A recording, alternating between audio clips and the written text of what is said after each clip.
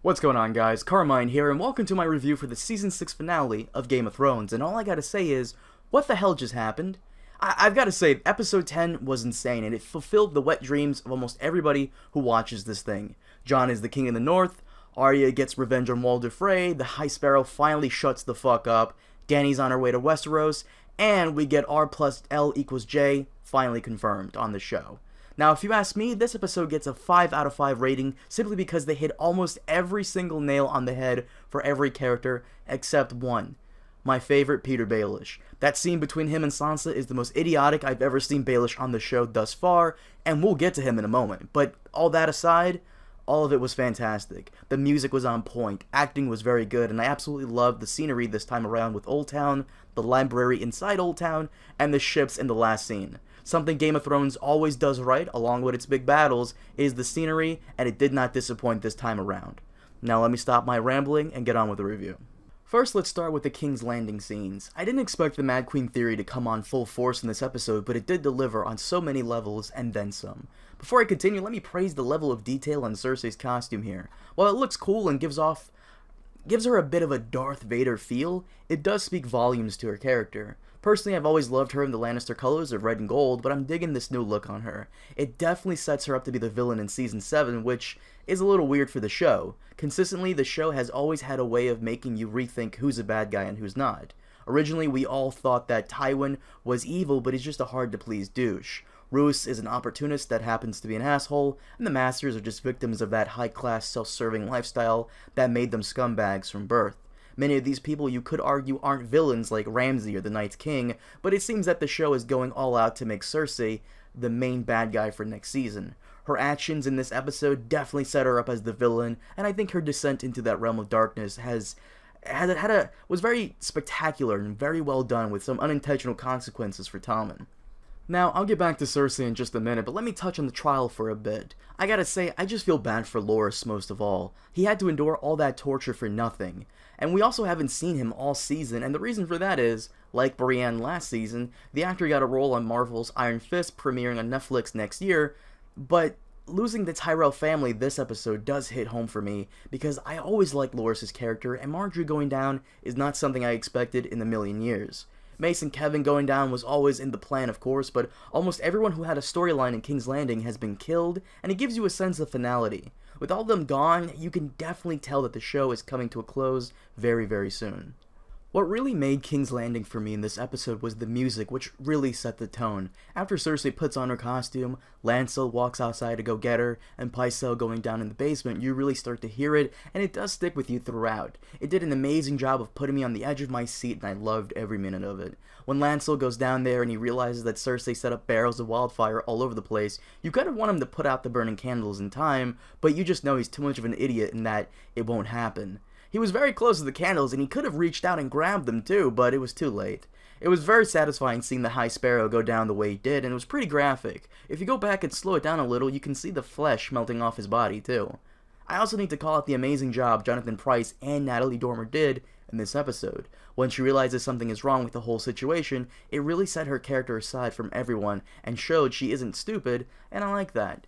Once again, I didn't want Margaery to die because I kind of wanted to see her in Olenna's place trying to face off against Cersei, but at the same time, I understand that it was time for her to go. Her character has pretty much done all she could, and I feel like Olenna was always the more interesting and likable one in that family. As for Tommen jumping out the window, I really didn't expect that at all. Not only was it so random and out of nowhere, but I never took him for the suicide type. I mean, sure, he was weak and a naive fool, but jumping out the window? I mean, if he was going to kill himself, I figured he'd do something a little less public and more along the lines of poison, or that essence of nightshade, which was almost used back in Season 2 when Cersei feared that Stannis would take King's Landing. She prepared to use it on Tommen at the time, but at the last minute, it didn't happen. Now that does put a damper on the whole Cersei-Tommen master plan to catch the High Sparrow off guard scenario. I was really hoping that Tommen wasn't so damn easy to control, and maybe Cersei was able to get into his head and make him somewhat of a player in the game, but no. I will say that it's kind of a shame because I did think that the plan could have still been implemented with the same results making more sense. Now I know you guys don't like me doing the whole if I was writing this crap, but bear with me for a second, it'll be worth it. Wouldn't it have been much better if there was a secret plan between Cersei and Tommen to catch the High Sparrow off guard, and she tells him every bit of detail until the last part where she has the set blow up with wildfire? Tommen, seeing this, realizes that he basically helped kill all those people, and the guilt is too much for him. He commits suicide because he cannot become the type of person his mother has made him. She wants him to be strong, but he just isn't like that. To me, it would have made sense from a character development point of view for Tommen to be eternally conflicted on who he is and what he's become. This would show the audience that not everyone can make the transition from good guy to bad guy, that some people would rather lose their lives than lose their morality. Do me a favor, if you agree with me or not, let me know in the comment section about my whole idea of Tommen and Cersei being in on the plan and him not wanting to be that type of person. But as I was saying, the whole Tommen jumping out the window thing due to Cersei's actions kind of harkens back to the beginning of the series when Jaime pushes Bran out the window. It's almost like the gods are playing a cruel and sick joke on Cersei and Jaime for what happened with Bran. But the King's Landing scenes in this episode were all around amazing. I love Cersei getting some payback on Septa Unella and making her the Zombie Mountain's bitch. I love Jaime coming in at the right time to see Cersei crowned as queen, and I love the atmosphere surrounding all of it when she is crowned. It was dark and ominous, with a sense of awe and fear. All of it was great. They did an amazing job, and it definitely hyped me up for next season when she's actually in charge of everything. But what I'm really excited for is how her relationship with Jaime will unfold, and how he'll take the turn of events that came about in this episode. Over in the Riverlands, the Freys and the Lannister soldiers celebrate their victory over the Blackfish. We get some nice banter between Jaime and Bran to close out the season, and an awesome discussion between Jaime and Walder, which kind of puts the Freys in their place a little, and that's always welcome. Throughout the entire feast, we see this one girl pouring drinks for everybody, and she kind of gives Jaime that look. Now, some of us don't know what that look is, and some of us do. It's the look a girl gives you when she either wants to rob you for your money, or ride you like a wildebeest, or maybe both. Either way, I definitely knew that was Arya right away. Why? Because the actress they got for the disguise looks exactly like Maisie Williams. Did anybody else notice this, or was it just me? Side by side, this girl looks exactly like Maisie Williams.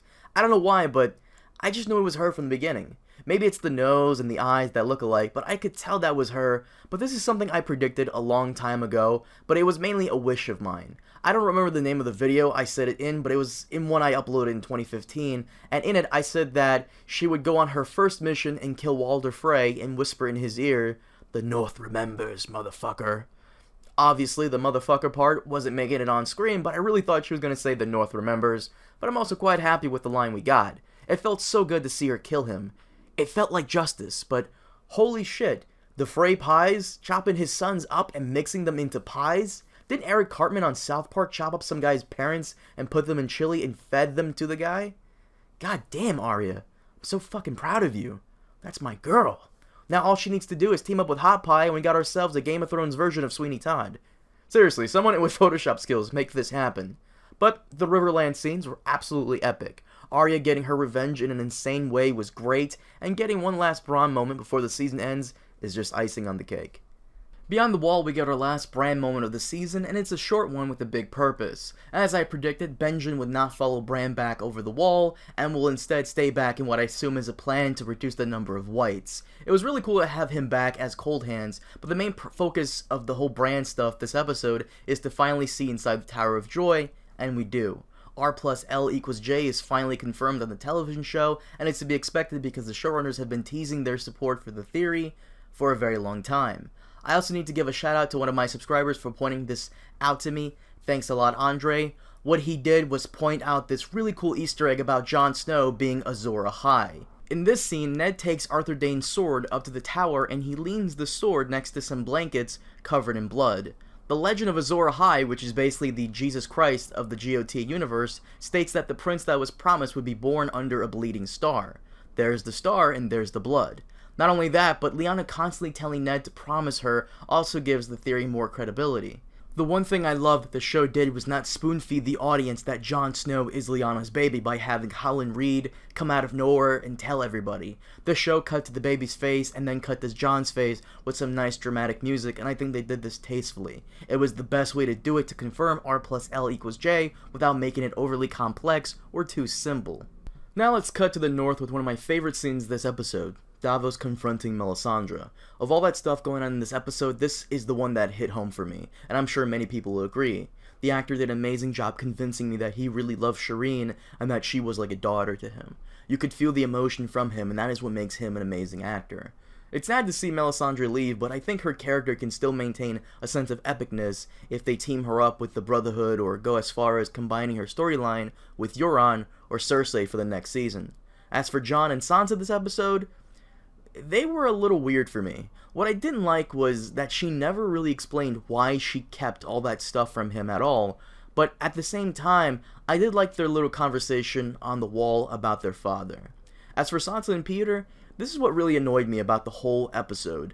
Peter Baelish. He is my favorite character, and he completely dropped the ball this episode. Baelish never reveals his full plans to anybody, and him declaring the Vale as allies of the Starks is really dumb, especially considering he wants some of that Sansa and chill, but never gets it. She promised to reward him, but he didn't really collect on that, and that isn't like him. Peter is a good manipulator, but in the end, all he really did was fall for Sansa's cock tease. It makes the character look dumb for opening his mouth like that without fully trying to grasp the other person's intentions. Peter Baelish, despite being one of my favorite characters, really dropped the ball this episode, and it was one of my complaints here, but everything else was pretty solid. The whole North coming in to declare Jon King in the North was epic. I will say I really loved what they did with Lyanna Mormont this entire season. I like that they spaced her role out on the show. It made sure the character didn't grow stale and annoying on us, with so many other child actors just doing exactly that. She also took over Manderly's The North Remembers speech, which I'm fine with, but I noticed something with the Mormonts.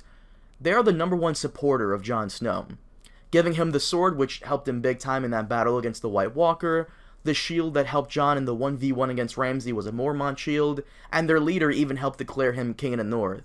Hell, without the Mormonts, Jon Snow would be Jon Icicle by now. But as I said, everything in the North was downright awesome, minus that Peter Baelish scene. I love the scene they did when Jon was declared king, because if you go back and rewatch in Season 1, almost every frame side by side mirrors what happened with Robb when they declared him king. It was a cool thing to do. The one thing I wanted to see was that Karstark kid get his ass kicked by Jon or whoever else, but it didn't happen. If you remember, he's the only one who didn't join in on the battle with the Umber guy and Ramsay, but it'll probably be in a deleted scene or something.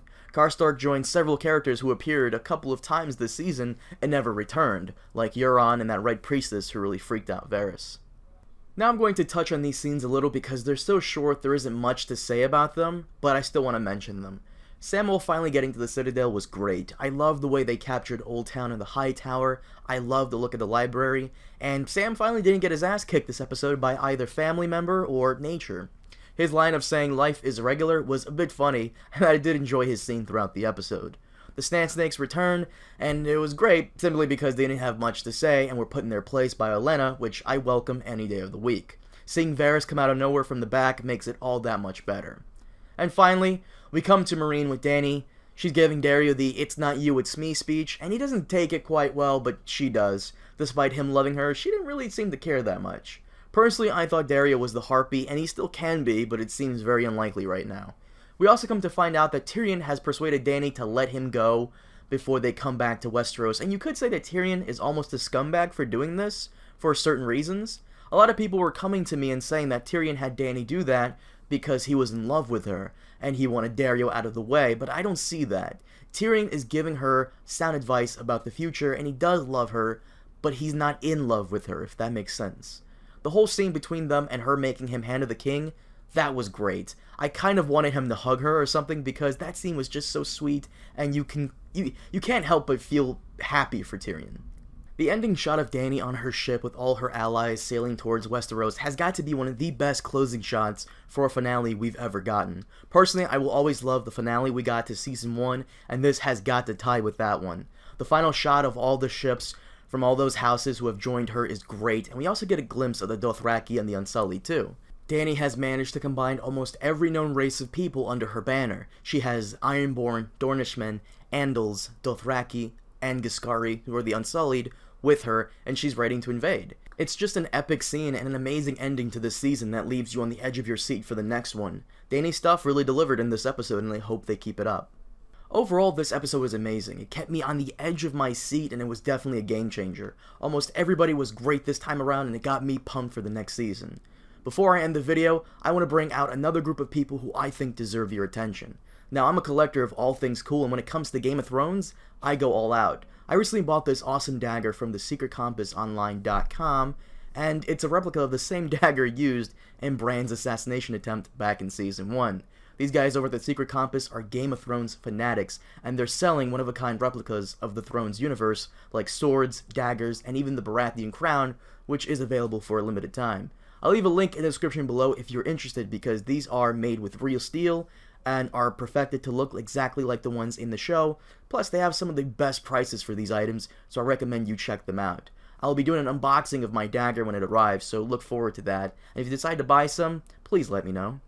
But guys, thanks so much for watching my videos all this season and putting up with me. See, that's how you know you have the patience of a saint, is when you put up with my crap. So thanks again, and if you enjoyed the video, then support the channel and hit that like button, subscribe if you already haven't, and I'll see you all in the episode 10 Q&A video. Have a good one.